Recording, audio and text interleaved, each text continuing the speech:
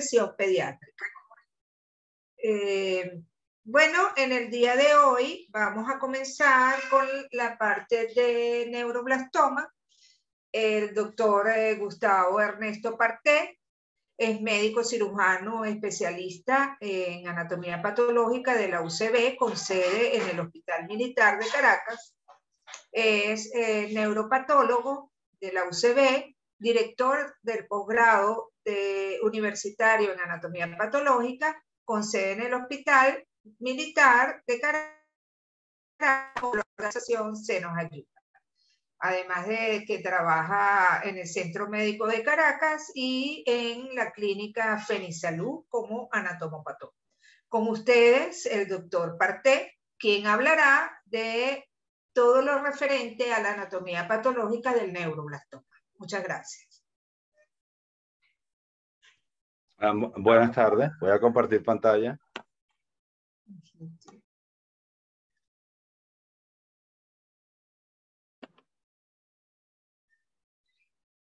Bueno, primero quisiera dar mis buenas tardes a las personas que se encuentran en la sala.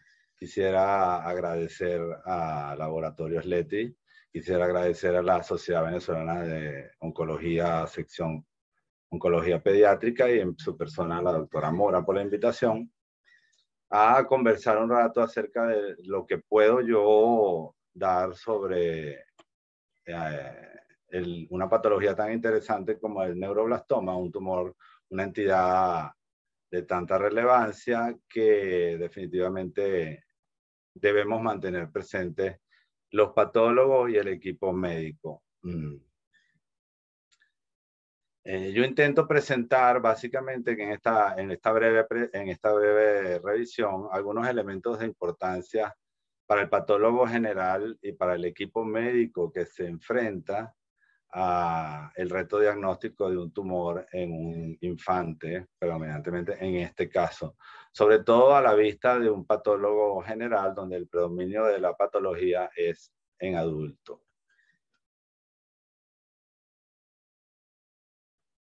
Debemos empezar por entender que los tumores neuroblásticos son más allá de simplemente el neuroblastoma. El neuroblastoma es un extremo en lo que sería la entidad, el grupo de tumores. Es un extremo, el extremo más inmaduro, el extremo menos diferenciado de los tumores sería propiamente el neuroblastoma. Por lo tanto, son tumores que derivan en su desarrollo embriológico de la línea simpático-adrenal en el desarrollo del embrión y provenientes de la cresta neural. Como dije anteriormente, su diagnóstico y por ende los elementos morfológicos, histomorfológicos presentes en los diferentes tumores son o están relacionados con el grado de maduración de los elementos que forman parte del tumor. Entiéndase por esto que el tumor está compuesto por una mezcla de células de naturaleza neural o neuroblástica en los casos más inmaduros, neural en donde están más maduros, y en un componente de células de soporte o células de tipo glial. Al tratarse de una neoplasia derivada de la cresta neural, es lógico pensar que la ubicación de estos tumores está en relación a órganos derivados de la misma. Por lo tanto, el 40% de estos tumores están localizados en las glándulas suprarrenales. 25% de estos tumores se localizan en los ganglios simpáticos abdominales, igualmente en los torácicos, pélvicos y cervicales en orden decreciente de frecuencia, siempre en las cadenas simpáticas o del sistema nervioso autónomo paravertebral predominantemente, en donde ejercen su efecto y su comportamiento dependiendo de la clasificación y del tipo de tumor. Para el patólogo no experto en patología pediátrica, sin duda que esta entidad en particular representa un reto que muchas veces no tiene la relevancia que debería por la frecuencia y por la incidencia que tiene este tumor. Se trata de un tumor que oscila entre la segunda o tercera neoplasia más común en la niñez temprana, y que la cual se ha señalado que se ha diagnosticado inclusive anterior al nacimiento. Según las estadísticas de la Organización Mundial de la Salud, es la neoplasia más común durante el primer año de vida. En Estados Unidos se reportan de 650 a 700 nuevos casos por año, y hay una tendencia de 2 casos por cada caso femenino, o una tendencia a predominio en el género masculino. Bueno, y al igual que son una entidad a tener en consideración permanentemente, también son tumores muy particulares. Son tumores que pueden presentar una regresión espontánea, pueden y hacen frecuentemente variaciones en su maduración hacia mayor maduración, o una maduración más completa, o una involución, transformándose entonces en formas muy agresivas, inclusive algunas que no tienen ninguna respuesta al tratamiento. Esto, por supuesto, de gran relevancia como neoplasia propiamente. Entendiendo, por lo tanto, que los síntomas y signos que produce el tumor por su localización son los propios de una masa que crece dentro de una cavidad cerrada, en donde existen vísceras funcionantes. Por lo tanto, tenemos distensión y obstrucción intestinal, masas abdominales, dificultad respiratoria, sea por la compresión o limitación y expansión abdominal, o por masas mediastinales creciendo como tumores. Y también podemos ver en algunos casos la lesión a la columna vertebral y la distribución del tumor a través de las meninges que revisten la médula espinal, y este comportamiento suele ser devastador y agresivo. Son tumores que pueden generar metástasis a ganglio linfático y que pueden estar acompañados de hepatomegalia y síntomas de dolor óseo en algunos niños. Rara vez de manera hematógena o de manera que no sea por extensión directa, metastiza a cerebro o al hígado, y es frecuente encontrar síndromes paraneoplásicos asociados a la presencia de estos tumores, dada la alteración de elementos hormonales y del eje hormonal. Es interesante para el patólogo, inclusive para el patólogo general, tener en cuenta no solamente la sintomatología derivada del crecimiento de una masa tumoral sólida, sino la presencia de síntomas paraneoplásicos, o signos, perdón, paraneoplásicos, que pueden confundir o desviar la atención del equipo médico, porque podemos y hemos visto casos en pacientes polibiopsiados en la esfera gastrointestinal por síntomas y signos gastrointestinales, y se trata de alteraciones de tipo paraneoplásico. Consideraciones de orden práctico en relación al manejo del tejido, que viene a ser para el patólogo su blanco de trabajo. Tenemos que es ideal y es el gold standard obtener una biopsia del tumor o de las metástasis del tumor previo al inicio del tratamiento. Para completar esta meta de obtener tejido y material de biopsia, se puede utilizar cualquiera de los métodos de obtención de biopsias pueden ser biopsias incisionales totales o parciales, pueden ser resecciones de tumores o de órganos, pueden ser punciones o biopsias por punción con aguja gruesa, así como el uso de la punción aspiración por aguja fina puede ser una herramienta útil para el diagnóstico, pero lamentablemente al carecer del elemento histomorfológico, entramos entonces en una situación muy compleja para poder dar una clasificación concreta. Sin embargo, se puede intentar y se puede, inclusive con el material obtenido por punción con aguja fina, de ser suficiente, hacer estudios complementarios. Como vendría a ser el punto que está siguiente, en el protocolo de manejo de las biopsias con sospechas de estos tumores, está la de reservar parte de la muestra para estudios especiales tipo biología molecular y microscopía electrónica, etc.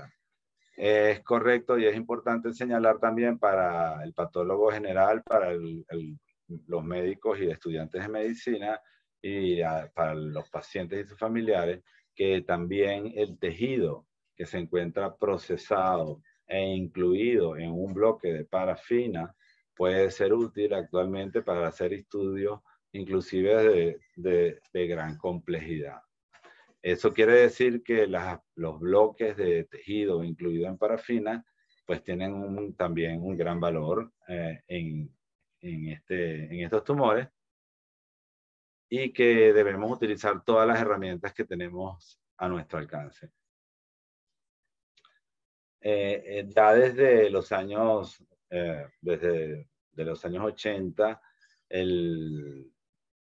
un investigador, Shimada, estableció una relación de una clasificación de estos tumores. Hoy en día esa tabla, no solamente para pronóstico, sino clasificación, está dentro de la clasificación internacional patológica del neuroblastoma, en donde tenemos la división de lo que llamamos generalmente neuroblastoma como tal, pero podemos darnos cuenta que el neuroblastoma en este caso se trata de un tumor, un componente de un grupo de tumores, porque el propio neuroblastoma, al ser un tumor que no tiene como dice el cuadro, un prominente estroma similar al que se ve o a la presencia de células de Schwann, dentro de esta inmadurez o dentro de esta poca diferenciación existen diferencias en donde podemos tener tumores que son indiferenciados, donde no hay ningún tipo de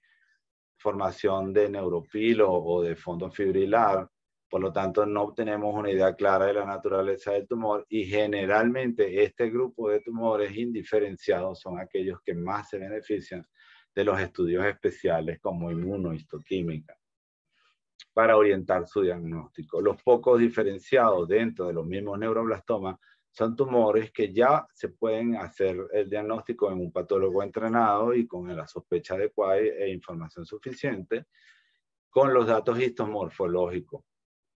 Generalmente puede encontrarse neuropilo o fondo fibrilar en esta célula y los neuroblastos representan menos del 5% de la celularidad presente. Y está otro grupo dentro de los neuroblastomas, que son los que están en diferenciación, que suelen tener bastante abundante neuropilo, pero tienen abundantes neuroblastos en diferenciación.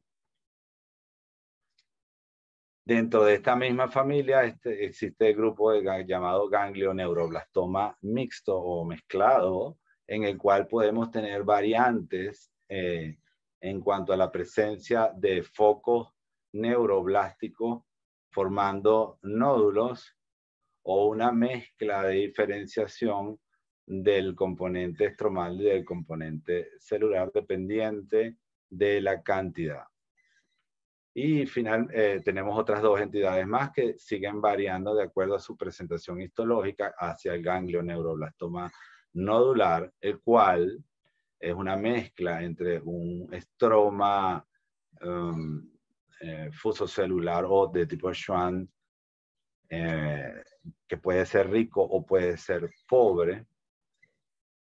Son dos variantes, pero usualmente también está acompañado de hemorragia y áreas necróticas. Y el ganglioneuroma terminaría siendo el mejor diferenciado, el más maduro de todos los tipos tumorales, y es aquel tumor en donde predominantemente se encuentra un estroma fusocelular muy de tipo de células de Schwann con elementos maduros de tipo ganglionares y la presencia de células satélites o células de soporte. Como dije anteriormente, en un tumor de células redondas, que sería el diagnóstico que haría un patólogo de manera general en estas entidades, tenemos la posibilidad del uso de técnicas especiales y que cobra una relevancia mayor la presencia de oncogenes de la familia, por ejemplo, de MIC como el MICN, el uso de técnicas que hoy en día son complementarias y que permiten, sobre todo en estas entidades en las que no hay una diferenciación clara hacia otros tumores como diagnósticos diferenciales, hacer una ruta para el diagnóstico final. Entonces podemos señalar que como anticuerpos útiles positivos en estos tumores neuroblásticos están aquellos que son positivos normalmente para tumores de esta naturaleza, como la enolasa neuronal específica, el CD57 o 56, el PGP 9.5, la sinaptofisina, la cromogranina y variablemente la proteína glial ácido fibrilar, dependiendo del grado de maduración estromal. Marcadores de proliferación como el Ki67 y el M1B1 son de gran utilidad. Y anticuerpos negativos, todos aquellos que utilizamos para los diagnósticos diferenciales, como marcadores epiteliales, dados como el antígeno de membrana epitelial o la citoqueratina. También tenemos negatividad para la vimentina y descartamos lesiones melanocíticas o de músculo con el uso del HMB45, desmina, mioglobina y otro diagnóstico diferencial como las lesiones linfoides o hematopoyéticas con la negatividad del antígeno leucocitario común. Esto simplemente es para señalar herramientas que nos pueden ser útiles cuando nos enfrentamos a un tumor indiferenciado o poco diferenciado cuya naturaleza no se revela claramente en la histología con hematoxilina y eosina. Como dije anteriormente, el estatus del oncogen MYC debe ser determinado en todos los casos de ser posible, ya que tiene una repercusión terapéutica. El estudio genómico de ganancias y pérdidas cromosómicas aporta información, la cual sigue dando o sigue suministrando datos para mejoras, sobre todo en la terapéutica y en el avance del pronóstico. Y así llegamos entonces a los elementos pronósticos para cada grupo de tumor. Como dije, en el año 84 aparece esta publicación del doctor Shimada y su grupo de colaboradores, en donde ellos definen, de acuerdo a la edad y al tipo de tumor que están encontrando asociado a esto con otro elemento que denominan el índice mitosis cariorrexis, un valor pronóstico que entiendo tiene una repercusión sobre la terapéutica del paciente. Así pues, esta clasificación sufre alguna modificación y es presentada nuevamente en el año, creo que 99, con mínimos cambios en su configuración. No creo que sea conveniente que cada subtipo se se describa, se explique. Sin embargo, es interesante cómo, en la medida que vemos, como cuando dice, en donde dice cualquier edad, en la porción superior izquierda, vemos como la presencia de un estroma no fibrilar que no madura con células tampoco maduras, sigue siendo un factor poco favorable para todos. Por lo tanto, sabemos que ese grado de maduración es un elemento importante. Así como vemos como el índice de mitosis cariorrexis también juega un papel relevante en la determinación del pronóstico de estos pacientes. El índice de mitosis cariorrexis, como está descrito originalmente, consiste en el contaje manual o asistido de 5.000 células tumorales y la contabilidad del número de núcleos que se encuentran en mitosis o cariorrexis. Y eso da 3 grupos. Esos 3 grupos se subdividen en menos de 100, entre 100 y 200 y más de 200, correspondiendo respectivamente a bajo, medio y alto. El índice de mitosis cariorrexis. Es de entender que la contabilidad o realizar el conteo de 5.000 células, y no una vez, porque deben contarse primero por grupos, 5.000 células, y después de esas 5.000 células, cuántas son las que se contabilizan, pues es un trabajo arduo, complejo. Sin embargo, es necesario y bueno, se realiza. En búsqueda de facilitar o de aligerar la carga de esta contabilidad, entendiendo que existen marcadores de proliferación celular que coinciden muchas veces no, sino frecuentemente con la actividad celular. Tenemos entonces un programa un artículo como el que estoy presentando, en el cual se utiliza un indicador de proliferación celular como el MIB1 o M1B1, el índice que produce en la evaluación de la biopsia, y se le asocia un cálculo, esta relación hecha y demostrada estadísticamente significativa, lo que permite establecer una relación entre el índice que produce de proliferación con una constante y un resultado. Por lo tanto, concluye el artículo que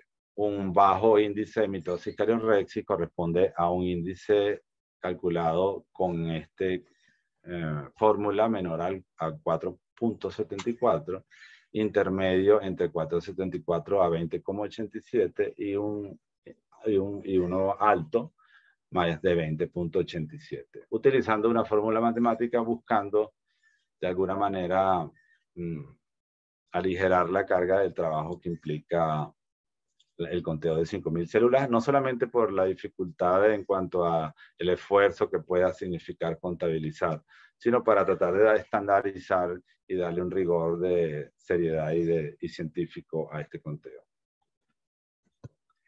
Bueno, ya para finalizar, lo que nos gusta a los patólogos y lo que probablemente no le gusta a los demás, que son las fotos, las imágenes.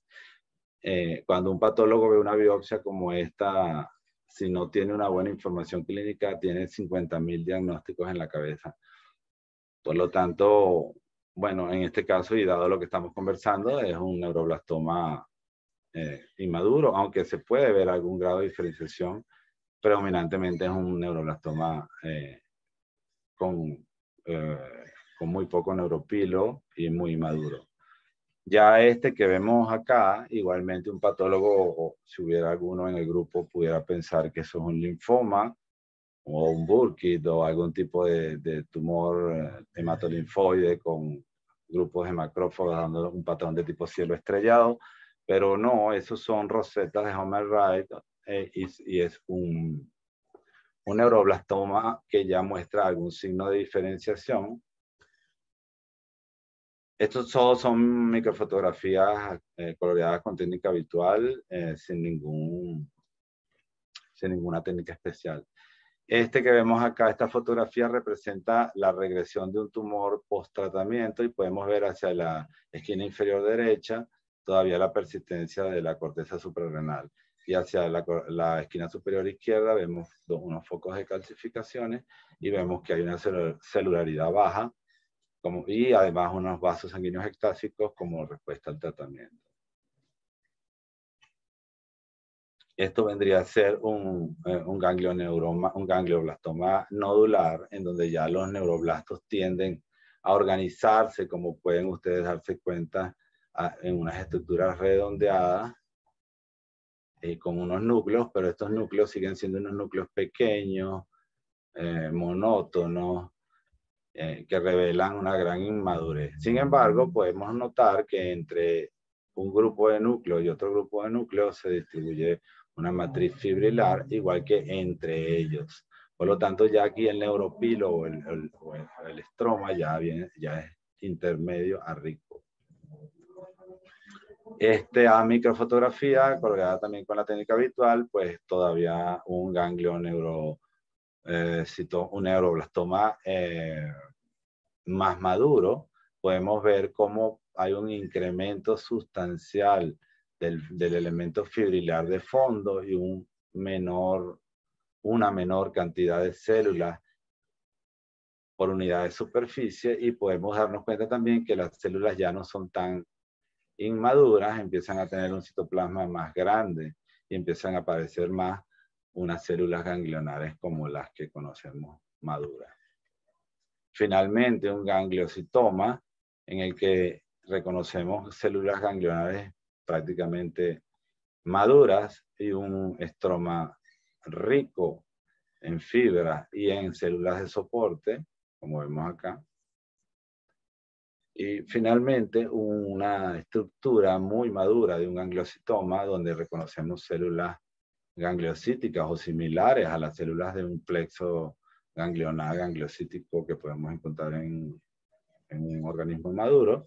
Y vemos también en la periferia unas estructuras fibrilares con células de sostén muy schwannianas o muy de tipo nervioso. Bueno, finalmente, yo pienso que, respondiendo a la pregunta, la aproximación diagnóstica de estos tumores para un patólogo general o para el equipo médico, pero en el caso mío particular como patólogo, necesita del aporte y de la opinión del clínico, ya que no es una entidad frecuente para los que no se encuentran en un hospital especializado en patología pediátrica por la edad en que ocurre, que es para nosotros sumamente importante la información clínica y paraclínica, como describía previamente, para no confundir un paraneoplásico con una manifestación que no tiene nada que ver con el tumor. El patólogo está en la obligación, y gracias a actividades como esta, probablemente así sea a unas pocas personas le impacte, el patólogo percibe, el patólogo debe considerar este diagnóstico y debe mantenerlo, y yo siento que así logremos el interés de una persona en el planteamiento de esto como un diagnóstico diferencial, podemos dar un avance. Y nuevamente, nosotros los patólogos y el equipo de laboratorio de anatomía patológica debe esforzarse en la utilización de protocolos y de recursos que sean los que garanticen el mejor resultado. A pesar de no contar con laboratorios en nuestros hospitales y en muchos de nuestros centros privados con estudios de alta complejidad, existen en el país, y es importante considerar todas las opciones que puedan redundar en el beneficio de los pacientes. Muchas gracias.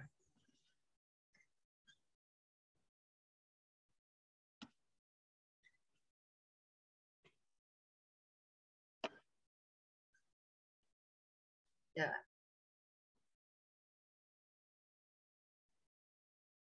Bueno, doctora Mora, le cedo el control. Ya yo dejé de compartir. Ya va. Bueno, pues, aló, bueno, gracias, doctor. Déjeme ponerme, ya va. ¿Por qué no se abre esto?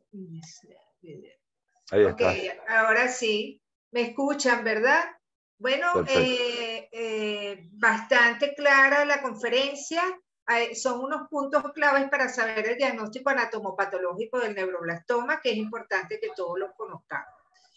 Vamos a ver si hay alguna pregunta por allí. Déjenme revisar el chat. Las preguntas pueden estar por chat.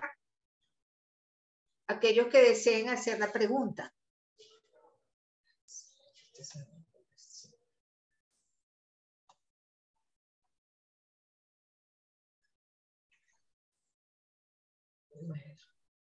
Hasta los momentos no hay preguntas, doctora Mora. Si desea usted realizar unas preguntas al doctor. Ajá. Bueno, doctor, ¿cómo está desde el punto de vista económico la realización de estudios como los que acaba de comentar en privado? ¿Es muy costoso? ¿Cómo está la casuística en las clínicas sobre estos tumores? Sí, bueno,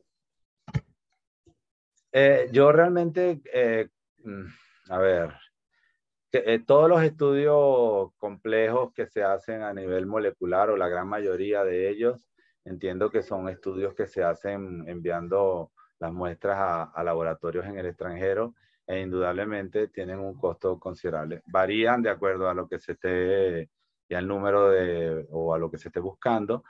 Yo pienso que en el país tenemos variaciones en cuanto a lo que podemos obtener, y también creo que se puede ajustar con ustedes los oncólogos, trabajando sobre lo estrictamente necesario o con lo necesario más allá de lo interesante. Por otro lado, la casuística. La casuística, yo me preguntaba lo mismo, porque como patólogo con más de 20 años de experiencia en hospital públicos y privados venezolanos, la verdad que la casuística mía se encuentra, yo creo que por debajo de lo que está representado como alrededor del 20-30% de, de los casos de patología pediátrica, pero debo reconocer que mi exposición a la patología pediátrica es poca. Sería interesante conocer la visión de un experto que se encuentre en el área de pediatría. He visto en privado, he visto en la clínica, en centro médico, creo que coincidimos en un caso, usted y yo, Sí, doctora, sí, y, sí. y he visto en el hospital militar como residente o como patólogo novel hace muchos años, cuando se operaba y se trataban pacientes, a la hija, hijo de una colega, que curiosamente hizo en la misma zona, fue un ganglioneuroblastoma torácico, mediastínico, hizo en la piel de la espalda un nebu. Ah, imagínate. ¿Y el nebu se biopsió? Sí, era un nebu. Ah, ok. Interesantísimo. Pero la verdad que no he tenido, y creo que se explica por la edad tan temprana en que ocurre, ¿no? Probablemente eso hace que los que estamos más hacia la patología quirúrgica general no tenemos tanta exposición a estos tumores. Lo vemos más en adultos, como tumores craneales o como tumores nasales o rinusinasales, como el esthesioneuroblastoma o ese tipo de familia de tumores neuroectodérmicos o los neuroectodérmicos primitivos. Pero mi casuística personal en el tumor adrenal o de ganglios raquídeos o más maduros, como gangliositomas, he visto en adolescentes, pero en niños tan pequeños, la verdad, baja mi experiencia personal. Okay. Extracraneales, intracraneales he visto probablemente más. Y la frecuencia de intracraneales y en En niños relación. pequeños, sí, en niños pequeños se puede ver relativamente frecuente el meduloblastoma o el neuroblastoma como tumores primitivos neurogénicos, sí. Y de un grado muy alto, ¿no? No tienen estas consideraciones que uno puede ver en los tumores periféricos de avanzar, retroceder, madurar. Son generalmente un curso único hacia la agresividad. Bueno, cualquier otra pregunta de la gente que está en sala la puede hacer en este momento. Sí, aquí está alguien que dice, es importante que el patólogo clasifique la diferenciación del neuroblastoma. En nuestro medio es difícil hacer el estudio molecular, indispensable, claro, tiene toda la razón la colega Filomena Moschella. Yo estoy de acuerdo. Yo pienso que frente a la imposibilidad de hacer el estudio molecular, por ejemplo, la maduración está categorizado por todas las clasificaciones como un dato histomorfológico. Histomorfológico, o sea que puede ser dado en la biopsia convencional. A menos que, bueno, sea tan indiferenciado que se diagnostique como un tumor de células redondas porque es totalmente indiferenciado, en cuyo caso se puede ir a inmunistoquímica y el gasto no es tan oneroso porque hoy en día, gracias a Dios, esa técnica es una técnica que está cerca a ser una técnica habitual. Y nos puede aportar, por ejemplo, nos puede descartar un linfoma, nos puede descartar un rhabdomyosarcoma, nos puede descartar otros tumores de células redondas. ¿Quién realiza los NMIC? Bueno, yo creo que hay varios laboratorios privados que están trabajando esos marcadores. Yo no quiero hacer publicidad porque no sé no sé si puedo, pero existen en Caracas. Probablemente la doctora Mora sabe mejor que yo quién estudia NMIC, NMIC aquí en Caracas, quién manda a hacer eso, quién hace estudio molecular para NMIC, NMIC. Doctor Hay Gustavo, de laboratorios. todos modos, si usted conoce el nombre del laboratorio, no tiene ningún problema en nombrarlo por acá. No, bueno, hay un laboratorio muy completo, creo yo, en Caracas que se llama Gemolab, que ellos hacen muchas pruebas como de genética, Gemolab. Ellos tienen muchas pruebas, pero las hacen enviándolas afuera, a la gran mayoría, según entiendo, ¿no? Están en coordinación con un laboratorio, no sé en qué parte del mundo, pero son bien completos, tienen bastantes estudios bien completos. Son caros. Sí, claro, al ser enviado para otro centro fuera del país, siempre sube los costos. Pero sí, la mayoría de la gente eso es lo que hace, los manda y en una semana o máximo 15 días están los resultados. Al igual que... Ajá. La maduración, como dice la doctora Moschella, es algo que debería darse por histología. Porque es comparar el grado de maduración celular y el grado de maduración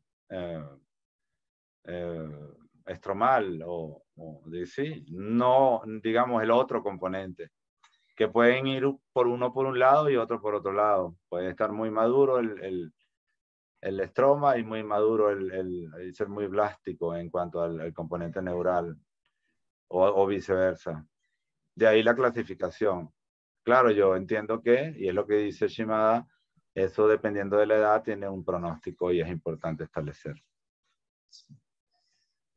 Creo que hay una pregunta allí también que dice diferencias entre 4S y los meduloblastomas.